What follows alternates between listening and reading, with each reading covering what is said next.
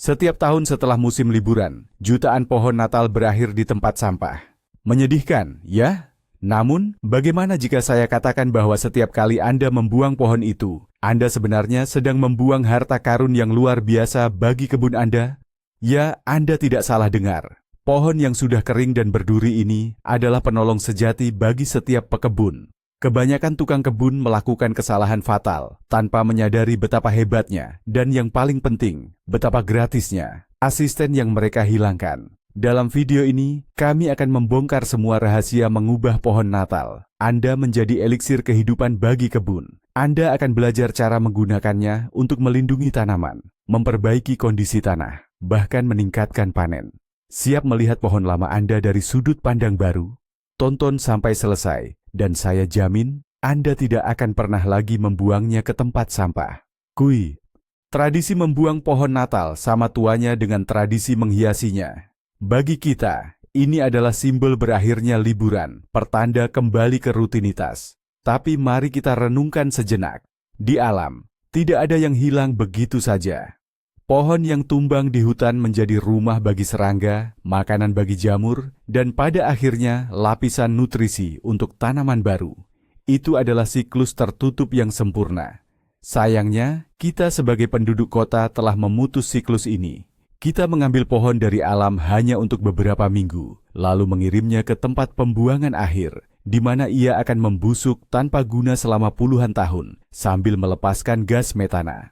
Padahal, nenek moyang kita, yang hidup jauh lebih dekat dengan alam, secara intuitif memahami nilai dari setiap sumber daya. Abu dari tungku digunakan sebagai pupuk, sisa makanan menjadi kompos. Saya yakin mereka juga menemukan kegunaan untuk ranting-ranting konifer dalam kegiatan sehari-hari. Hari ini, kita menemukan kembali pengetahuan ini, menggabungkan kearifan turun-temurun dengan pendekatan ilmiah, untuk menjadikan kegiatan berkebun kita tidak hanya produktif, tapi juga ramah lingkungan. Nah, jadi harus mulai dari mana? Hal pertama dan yang paling penting adalah persiapan yang tepat. Jangan buru-buru membuang pohonnya utuh-utuh. Kita perlu membongkarnya. Untuk ini, siapkan sarung tangan tebal untuk melindungi tangan Anda dari duri jarum yang tajam, dan juga gunting pangkas, sekator, yang baik atau gergaji kecil. Tugas Anda adalah memotong semua dahan secara perlahan sedekat mungkin dengan batang utama. Kumpulkan dahan-dahan ini dalam satu tumpukan terpisah. Jarum yang sudah rontok di bawah pohon, itu adalah emas murni. Jangan buang. Kumpulkan semua dengan sapu secara menyeluruh, lalu masukkan ke dalam karung atau ember. Anda harus menghasilkan 3 fraksi. Jarum yang rontok, dahan yang masih berjarum, dan batang pohon yang gundul. Setiap bagian ini akan memiliki kegunaan unik di kebun Anda. Poin penting, pastikan di pohon Anda tidak tersisa tinsel, hujan-hujan, dekorasi, atau sisa-sisa salju buatan. Semua bahan sintetis ini sama sekali tidak kita butuhkan di dalam tanah. Mereka bisa membahayakan tanaman maupun mikroorganisme. Jadi, lakukanlah pemeriksaan menyeluruh sebelum Anda mulai bekerja. Tahap persiapan sederhana ini adalah kunci untuk pemanfaatan pohon yang sukses dan aman. Mari kita bahas harta karun utama kita, jarum cemara. Apa sih istimewanya jarum-jarum kecil ini? Jarum-jarum kecil ini adalah gudang nutrisi yang sesungguhnya. Mereka mengandung minyak esensial, vitamin, karoten, dan berbagai mikronutrien. Namun, yang paling berharga bagi kita para pekebun adalah zat yang disebut fitonsida. Ini adalah senyawa volatil yang berfungsi menekan pertumbuhan bakteri, jamur, dan bahkan dapat mengusir beberapa hama. Intinya, pohon cemara Anda bertindak sebagai antiseptik dan fungisida alami di kebun. Ketika jarum-jarum ini jatuh ke tanah, mereka akan terurai perlahan. Proses ini memperkaya tanah dengan bahan organik dan menciptakan lingkungan yang ideal bagi mikroorganisme tanah yang bermanfaat. Selain itu, strukturnya membuat tanah menjadi lebih gembur dan berpori, sehingga meningkatkan akses oksigen ke akar tanaman.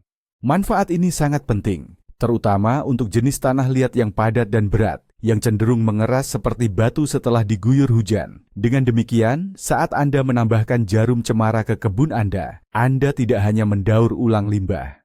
Anda sedang memberikan perawatan penyembuhan dan restrukturisasi yang nyata bagi tanah Anda. Dan semua ini bisa Anda dapatkan secara cuma-cuma, murni sebagai hadiah dari alam. Nah, sekarang mari kita bongkar mitos paling utama yang sering membuat para pekebun ketakutan. Mitosnya berbunyi begini, serpihan jarum pinus atau jarum cemara akan membuat tanah sangat asam, sehingga tidak ada tanaman yang bisa tumbuh.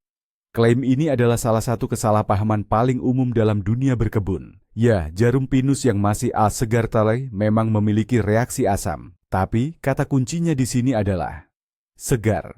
Ketika Anda menggunakan jarum cemara dari pohon Natal, biasanya kondisinya sudah mengering. Selama proses dekomposisi atau pembusukan, tingkat keasamannya akan menurun drastis. Apalagi, untuk mengubah pH tanah di seluruh lahan Anda secara signifikan, Anda tidak hanya butuh satu pohon, melainkan bertonton jarum pinus yang harus ditambahkan selama bertahun-tahun. Menggunakan jarum dari satu pohon saja sebagai mulsa atau campuran kompos hanya akan memberikan dampak keasaman yang sangat kecil, sampai-sampai sebagian besar tanaman tidak akan merasakannya. Untuk pengasaman ringan yang justru disukai oleh tanaman seperti hortensia atau blueberry, jumlah ini sudah cukup. Namun, mengubah tanah netral menjadi lahan gambut yang sangat asam, itu pasti tidak akan terjadi. Jadi, buang jauh-jauh rasa takut itu. Penggunaan jarum pinus yang tepat hanya akan membawa manfaat. Nah, setelah kita tahu kalau jarum pinus itu aman, sekarang bagaimana cara memanfaatkannya agar hasilnya maksimal? Cara yang paling mudah dan efektif adalah dengan menjadikannya mulsa. Mulsa dari jarum pinus ini sungguh luar biasa. Pertama, mulsa ini sangat baik dalam menahan kelembaban tanah. Ini akan mengurangi frekuensi penyiraman, apalagi saat musim kemarau panjang. Kedua, lapisan mulsa yang padat namun tetap berongga dapat menghambat pertumbuhan gulma. Jadi, Anda tidak perlu repot-repot mencabut rumput liar sesering dulu. Ketiga, mulsa melindungi sistem perakaran tanaman dari perubahan suhu ekstrem. Di musim panas, ia mencegah akar kepanasan, dan di musim dingin, ia melindungi dari pembekuan. Proses penggunaannya sangat mudah. Setelah Anda memisahkan jarum pinus dari rantingnya, cukup sebarkan secara merata di sekeliling tanaman yang Anda inginkan, dengan ketebalan sekitar 3-5 cm. Anda tidak perlu menguburnya atau mencampurnya dengan tanah, biarkan saja di permukaan. Secara perlahan, mulsa ini akan terurai, melepaskan nutrisi penting ke dalam tanah, sekaligus memperbaiki struktur tanah. Ini adalah solusi sempurna bagi siapapun yang mendambakan kebun terawat indah dengan upaya yang minim.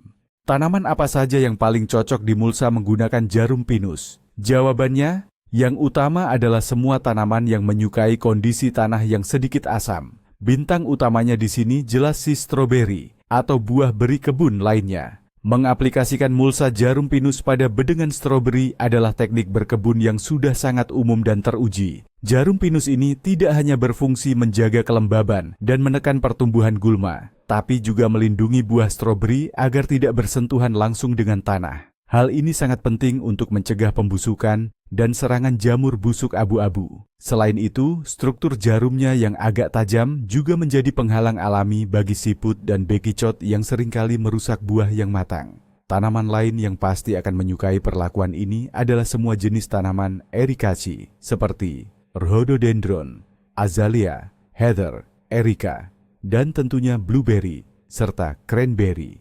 Diaridin Tebatede.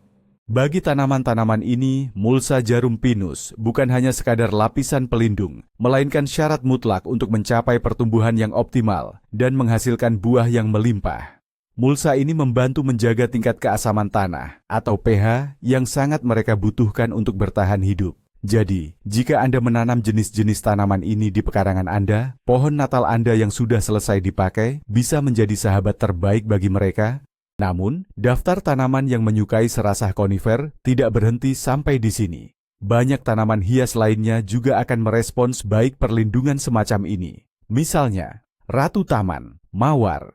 Meskipun mawar menyukai tanah yang netral, lapisan tipis mulsa konifer akan bermanfaat, terutama sebagai pelindung musim dingin bagi sistem akarnya.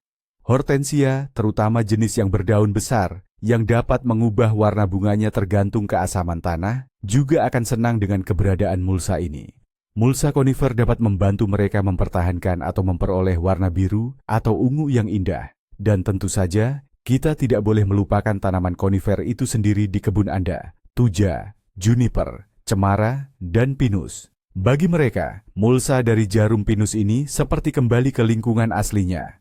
Mulsa ini menciptakan mikroiklim yang akrab di bawahnya. meniru serasa hutan yang sangat mendukung pertumbuhan dan perkembangan yang sehat. Bahkan beberapa tanaman umbi seperti lili dan tulip akan berterima kasih atas lapisan pelindung yang ringan dan dapat bernapas ini. Selain dimanfaatkan sebagai mulsa, jarum konifer atau jarum pinus juga punya sifat antiseptik yang sangat kuat yang bisa kita gunakan maksimal untuk melindungi tanaman di kebun kita. Ingat, phytoncides, fitonsida. Zat ini adalah sekutu utama kita untuk memerangi mikroflora patogen. Misalnya, jika kebun Anda diserang siput atau bekicot, terutama pada tanaman kubis atau hosta, cukup taburkan jarum pinus yang tajam di sekelilingnya. Perut lunak moluska ini tidak akan tahan dengan pijatan jarum yang kasar, sehingga mereka pasti memilih mencari makan di lokasi lain. Serasah konifer juga sangat membantu dalam pencegahan penyakit jamur, seperti gray mold, busuk abu-abu pada stroberi atau Phytophthora, busuk daun pada tomat dan kentang. Jarum yang tersebar di antara barisan tanaman akan menciptakan lingkungan yang sangat tidak kondusif bagi perkembangan spora jamur. Pam. Tentu saja, ini bukan solusi yang ajaib dan tidak akan menggantikan perawatan intensif jika penyakit sudah parah.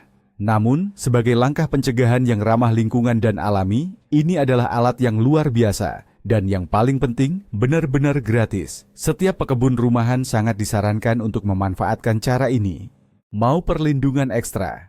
Kalau begitu, Anda bisa membuatkan semacam tonik atau ramuan alami yang sangat bermanfaat bagi tanaman Anda. Cara membuatnya sangat gampang. Ambil kurang lebih 1 kg ranting pinus atau cemara. Cincang halus menggunakan gunting pangkas, sekator. Lalu seduh dengan 10 liter air panas. Tapi pastikan airnya bukan air mendidih. Ya. Biarkan ramuan ini berendam di dalam wadah tertutup selama 5-7 hari sambil sesekali diaduk. Selama proses perendaman ini, air akan menyerap semua nutrisi penting dan fitonsida yang terkandung di dalam jarum pinus. Setelah itu, saring larutan tadi agar alat penyemprot Anda tidak tersumbat. Kemudian, encerkan larutan pekat ini dengan air, menggunakan perbandingan 1:1 atau 1:2. Larutan yang sudah diencerkan ini bisa Anda semprotkan ke tanaman sebagai upaya pencegahan penyakit jamur dan untuk mengusir hama tertentu. Contohnya seperti kutu daun, aphid, atau tungau laba-laba. Perawatan ini sangat dianjurkan, terutama untuk tanaman semak buah beri, seperti kismis, kuran, dan gooseberry. Lakukan penyemprotan pada cuaca kering dan tidak berangin, idealnya di pagi atau sore hari. Ini adalah cara luar biasa lain untuk memanfaatkan sisa pohon Natal Anda secara maksimal, tanpa harus bergantung pada obat-obatan kimia. Sekarang, mari kita beralih ke bagian yang lebih besar dari pohon Natal kita, yaitu rantingnya. Dalam dunia berkebun, ranting-ranting cemara ini sering disebut sebagai lapnik, dan ini adalah penutup musim dingin terbaik yang diciptakan alam sendiri untuk melindungi banyak tanaman. Berbeda dengan bahan non-anyaman atau plastik polietilena, ranting cemara tidak menciptakan efek rumah kaca. Tanaman di bawahnya tidak akan membusuk atau terlalu lembab saat terjadi pencairan salju di musim dingin, karena struktur rantingnya memungkinkan sirkulasi udara yang konstan. Selain itu, ranting-ranting ini sangat baik dalam menahan salju. Ia membentuk gundukan salju tambahan yang hangat dan gembur, menjadikannya perisai paling andal terhadap embun beku yang parah.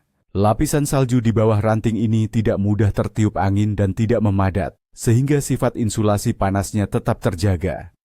Keuntungan lainnya, ranting-ranting yang berduri ini berfungsi sebagai pertahanan yang sangat baik dari serangan hewan pengerat, seperti tikus dan kelinci, yang sangat suka menggerogoti kulit kayu bibit muda dan tunas-tunas halus selama musim dingin.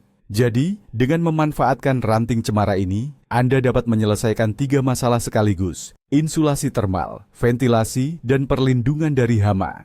Teknik melindungi mawar saat musim dingin dengan menggunakan ranting cemara, lapnik, patut mendapat perhatian khusus. Ini adalah metode klasik yang terbukti paling dapat diandalkan. Setelah Anda selesai memangkas di musim gugur dan menimbun pangkal batang mawar dengan tanah, susun ranting-ranting cemara di sekeliling pangkal semak, membentuk seperti tenda atau kerucut.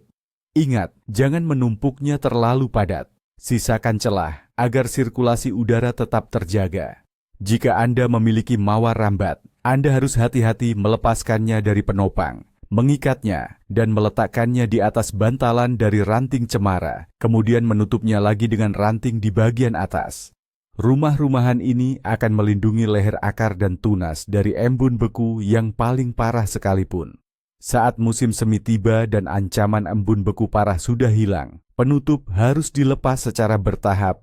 Lakukan pada hari yang mendung agar mawar memiliki waktu untuk beradaptasi kembali dengan teriknya matahari musim semi. Metode ini telah diuji oleh generasi tukang kebun dan hingga kini tetap menjadi salah satu cara paling efektif dan aman untuk menjaga keindahan bunga mawar Anda hingga musim berikutnya. Dan perlu diketahui, pohon Natal Anda yang sudah tidak terpakai adalah pemasok ideal untuk mendapatkan bahan penutup pelindung yang sangat berharga ini. Fungsi penting lain dari ranting cemara saat musim dingin adalah untuk menahan salju. Hal ini sangat relevan, terutama untuk area yang terbuka dan berangin, di mana salju terus-menerus tertiup angin, meninggalkan tanah tanpa perlindungan dan rentan terhadap pembekuan. Cukup sebarkan atau tancapkan saja ranting-ranting cemara ini di bedengan yang ditanami sebelum musim dingin, seperti bawang putih atau di bedengan bunga tahunan, perennial, dan stroberi.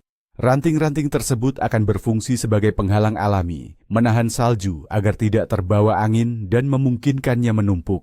Semakin banyak salju di bedengan, semakin hangat pula akar tanaman Anda. Diperkirakan bahwa setiap sentimeter lapisan salju dapat menaikkan suhu tanah sekitar 1 derajat. Jadi, gundukan salju setinggi 30-40 cm sudah cukup untuk melindungi sistem perakaran sepenuhnya dari pembekuan, bahkan di musim dingin yang paling ekstrim. Ini adalah teknik yang sederhana namun sangat efektif, yang akan membantu tanaman Anda berhasil melewati musim dingin dan mendapatkan permulaan yang baik di musim semi. Dan untuk menerapkan cara ini, Anda tidak perlu membeli apapun, cukup jangan membuang pohon cemara atau pinus bekas Anda. Jarum dan ranting sudah kita bereskan. Lalu, bagaimana dengan batang pohonnya? Apa harus kita buang begitu saja? Tentu tidak. Bahkan bagian pohon ini masih bisa sangat berguna bagi kita. Pilihan termudah adalah memotong batang pohon menjadi beberapa bagian dan menggunakannya sebagai kayu bakar untuk panggangan atau tungku. Kayu dari pohon pinus cepat terbakar, menghasilkan panas yang tinggi, dan aromanya sungguh luar biasa.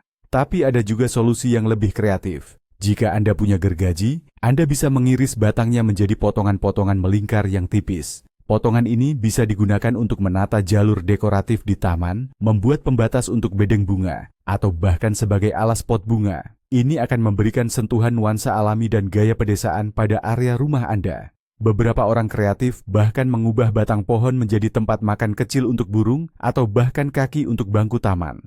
Dengan sedikit imajinasi, Anda bisa memberikan batang pohon Natal Anda kehidupan kedua yang panjang dan indah, mengubahnya menjadi elemen berguna atau dekoratif untuk taman Anda. Batang dan dahan besar juga bisa menjadi pondasi untuk membuat bedeng tanam yang ditinggikan, atau yang biasa disebut bedeng hangat. Teknologi ini, yang dikenal dengan nama Hügelkultur, asalnya dari Jerman. Intinya adalah menanamkan material organik yang terurai lambat, dalam hal ini kayu, di bagian dasar bedeng. Gali parit, lalu letakkan potongan batang dan dahan besar pohon cemara Anda di dasarnya. Tutupi lapisan kayu tadi dengan ranting yang lebih kecil, diikuti dengan lapisan dedaunan, kompos, dan yang paling atas, tanah subur. Selama proses pembusukan yang lambat ini, kayu akan melepaskan panas, menghangatkan bedeng dari dalam. Ini memungkinkan Anda mulai menanam benih lebih awal di musim semi. Selain itu, saat terurai, kayu akan menyalurkan nutrisi dan berfungsi seperti spons yang hebat dalam menahan kelembapan. Bedeng seperti ini akan bertahan selama bertahun-tahun, bahkan menjadi semakin subur seiring berjalannya waktu. Ini adalah cara terbaik, bukan hanya untuk mendaur ulang sisa batang pohon cemara, tetapi juga untuk menciptakan struktur kebun yang tahan lama dan sangat produktif di lahan Anda. Cabang dan batang pohon cemara pinus juga sangat penting dalam tumpukan kompos. Kayu termasuk komponen kompos yang sering disebut sebagai bahan coklat. Bahan ini kaya akan karbon dan berfungsi untuk memberikan struktur, sehingga massa kompos menjadi lebih gembur. Ini memastikan sirkulasi udara yang sangat dibutuhkan untuk proses pengomposan yang benar. Tanpa bahan struktural ini, tumpukan kompos bisa menjadi padat, asam, dan malah membusuk alih-alih matang sempurna. Sebelum dimasukkan ke dalam kompos, batang pohon dan cabang yang tebal sebaiknya dicacah atau dihancurkan sekecil mungkin. Semakin kecil ukurannya, semakin cepat pula proses penguraiannya. Anda bisa menggunakan mesin pencacah, shredder, kapak, atau bahkan hanya gergaji biasa. Masukkan serpihan kayu ini secara berlapis-lapis, selingi dengan komponen hijau yang kaya nitrogen, seperti rumput yang baru dipotong atau sisa-sisa makanan. Dengan cara ini, pohon Natal Anda akan berubah menjadi elemen struktural berharga untuk menciptakan kompos bernutrisi dan berkualitas tinggi yang pada akhirnya akan kembali ke kebun Anda sebagai pupuk kelas 1. Mari sejenak kita lupakan dulu soal berkebun dan alihkan perhatian pada manfaat jarum cemara atau pinus untuk rumah dan diri kita sendiri. Lagi pula, fitonsida dan minyak atsiri itu tidak hanya bermanfaat untuk tanaman saja. Kumpulkan sedikit jarum pinus bersih yang rontok ke dalam kantong saset kecil yang terbuat dari kain. Kantong-kantong ini bisa Anda letakkan di lemari pakaian untuk mengharumkan sekaligus mengusir ngengat. Anda juga bisa meletakkannya di sisi kepala tempat tidur. Aroma cemara yang lembut sangat menenangkan sistem saraf dan membantu Anda mendapatkan tidur yang nyenyak. Dan jika Anda suka berendam, coba saja taburkan segenggam jarum pinus ke dalam bak berisi air panas. Ini akan menjadi prosedur relaksasi dan kesehatan yang luar biasa. Minyak atsiri yang keluar dari jarum pinus sangat bermanfaat bagi sistem pernapasan dan juga kondisi kulit Anda. Jadi, pohon Natal Anda masih bisa memberikan manfaat dan kenikmatan. Bahkan setelah musim liburan berakhir, pohon itu membawa sepotong kecil hutan musim dingin langsung ke dalam rumah Anda. Jangan lewatkan kesempatan ini. Sekarang, mari kita bahas beberapa kesalahan yang sebaiknya kita hindari. Pertama, jangan pernah gunakan kayu yang sudah diolah secara kimia untuk mulsa atau penutup. Misalnya, kayu yang disemprot dengan zat penghambat api atau yang dilapisi salju buatan dari kaleng semprot. Zat-zat ini bisa menjadi racun bagi tanah dan tanaman Anda. Gunakan hanya kayu yang murni dan alami. Kedua, hindari menggunakan jarum pinus dari pohon yang menunjukkan tanda-tanda penyakit, seperti karat atau shooter. Anda berisiko menyebarkan patogen penyakit tersebut ke lahan Anda. Ketiga, jangan berlebihan. Lapisan mulsa jarum pinus tidak boleh terlalu tebal karena akan menghambat sirkulasi udara ke akar. 5 hingga 7 cm sudah lebih dari cukup. Dan yang terakhir, ingatlah bahwa ada tanaman yang bersifat asidofob, tanaman yang sama sekali tidak mentolerir pengasaman sedikit pun. Ini termasuk misalnya kubis, bit, dan kacang polong. Untuk tanaman jenis ini, sebaiknya jangan gunakan mulsa jarum pinus. Dengan mematuhi aturan sederhana ini, pohon Natal Anda akan memberikan manfaat maksimal. Ada satu pertanyaan penting, kapan sih waktu yang tepat untuk menerapkan semua metode ini? Untuk perlindungan tanaman menggunakan ranting konifer, aturannya cukup jelas. Lakukan ini di akhir musim gugur, saat embun beku sudah mulai stabil, tetapi sebelum salju tebal turun. Sementara untuk mulsa menggunakan jarum pinus, ada beberapa pilihan waktu yang bisa Anda gunakan. Waktu terbaik untuk melakukannya adalah saat musim semi. Begitu tanah sudah mencair dan sedikit menghangat, Anda bisa langsung menyebarkan jarum pinus di atas bedengan. Ini akan membantu menjaga kelembapan musim semi dan segera mulai menahan pertumbuhan gulma. Mulsa juga dapat dilakukan sepanjang musim panas, misalnya setelah Anda selesai menyiangi dan menggemburkan tanah. Jika Anda belum sempat menyiapkan jarum pinus sejak musim dingin, itu bukan masalah besar. Simpan saja di tempat yang kering dan berventilasi baik, misalnya di dalam karung, di balkon, atau gudang. Ia akan menunggu waktu yang tepat untuk digunakan. Intinya, jangan menyimpannya dalam kantong plastik yang tertutup rapat, karena jarum pinus bisa lembab dan ditumbuhi jamur. Penyimpanan yang tepat dan aplikasi yang tepat waktu adalah kunci untuk memaksimalkan efektivitas sumber daya alam ini. Apa sih prospek jangka panjang menggunakan serasah jarum pinus atau cemara di kebun? Ini bukan hanya kegiatan sekali jadi. Pemberian serasah konifer secara rutin dari tahun ke tahun akan memperbaiki struktur dan komposisi tanah Anda secara bertahap namun pasti. Tanah menjadi lebih gembur, lebih mampu menahan air, dan memiliki aerasi yang baik. Di dalamnya, cacing tanah dan mikroorganisme bermanfaat akan berkembang biak lebih aktif, memproses bahan organik menjadi nutrisi yang siap diserap tanaman. Singkatnya, tanah Anda menjadi lebih hidup. Anda akan melihat tanaman Anda jarang terserang penyakit, lebih tahan terhadap kekeringan, dan menghasilkan panen yang jauh lebih stabil. Pada dasarnya, Anda sedang menciptakan model ekosistem hutan mini di lahan Anda, di mana semuanya saling terkait dan bekerja demi kebaikan bersama. Inilah pondasi dari pertanian organik atau pertanian alami, bukan melawan alam, tetapi bekerja sama dengannya, menggunakan alat-alat yang disediakan alam itu sendiri. Dan pohon Natal Anda adalah salah satu alat yang luar biasa, mudah didapatkan, dan sangat efektif. Mari kita akhiri dengan melihat situasi ini dari sudut pandang yang lebih luas. Dengan memilih untuk tidak membuang pohon Natal, melainkan memanfaatkannya di kebun, Anda telah mengambil langkah kecil namun sangat penting menuju gaya hidup yang lebih sadar dan ramah lingkungan. Anda mengurangi volume sampah yang berakhir di tempat pembuangan akhir atau TPA. Anda juga menghindari pembelian pupuk kimia dan bahan penutup tanah atau mulsa, sehingga Anda tidak hanya menghemat uang pribadi, tetapi juga sumber daya planet yang terbuang untuk memproduksinya. Anda memperkaya tanah Anda dengan bahan organik alami, bukannya malah membuatnya tandus. Tindakan sederhana ini adalah simbol penghormatan kita terhadap alam dan siklusnya. Ini membuktikan bahwa, bahkan di dunia modern, kita masih bisa menemukan harmoni antara tradisi dan kepedulian terhadap lingkungan. Mengubah pohon Natal dari sampah menjadi sumber daya berharga bukanlah sekadar trik atau tips berkebun. Ini adalah kemenangan kecil dan pribadi melawan budaya konsumsi yang tidak bijaksana. Dan kemenangan ini tidak hanya membuat kebun Anda lebih indah, tetapi juga lebih bersih. Mari kita simpulkan. Hari ini kita telah belajar bahwa pohon Natal itu bukan sekadar pernak-pernik perayaan, melainkan alat multifungsi yang sangat berguna bagi para pekebun. Jarum pinusnya adalah mulsa unggulan yang mampu mempertahankan kelembapan, memerangi gulma, dan melindungi tanaman dari hama serta penyakit. Kita juga membantah mitos mengenai tingkat keasamannya yang berlebihan dan memastikan bahwa ia ideal untuk stroberi, hortensia, mawar, dan tanaman konifer. Ranting pinus berfungsi sebagai penutup musim dingin yang hangat dan berpori, melindungi tanaman dari embun beku, mencegah serangan hewan pengerat, sekaligus menahan salju di area bedengan. Bahkan batangnya pun bisa dimanfaatkan, diubah menjadi elemen dekoratif, alas untuk bedengan hangat, atau komponen berharga dalam pembuatan kompos. Kini Anda tahu, membuang pohon Natal adalah bentuk pemborosan yang sesungguhnya. Anda kini memiliki sumber daya gratis, ramah lingkungan, dan sangat efektif untuk menyempurnakan kebun Anda. Kesimpulan utama kita adalah, di alam, tidak ada yang namanya sampah, yang ada hanyalah sumber daya yang belum berada di tempat yang seharusnya.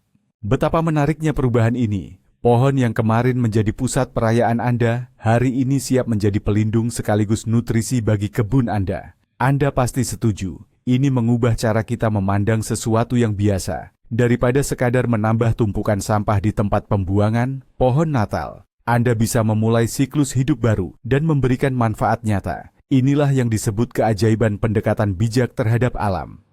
Terima kasih sudah menonton video ini sampai habis. Saya harap video ini bermanfaat dan menginspirasi Anda untuk memberikan kehidupan kedua bagi pohon Natal kesayangan Anda. Jika demikian, jangan lupa tekan tombol suka, like, dan berlangganan subscribe di kanal kami, agar Anda tidak ketinggalan tips-tips bermanfaat lainnya untuk kebun dan halaman Anda. Nah, sekarang giliran pertanyaan untuk Anda. Bagaimana cara Anda memanfaatkan pohon Natal setelah liburan berakhir? Mungkin Anda punya rahasia dan kiat unik sendiri. Jangan ragu bagikan pengalaman Anda di kolom komentar. Mari kita saling bertukar ide. Saya yakin kita semua pasti tertarik untuk membacanya.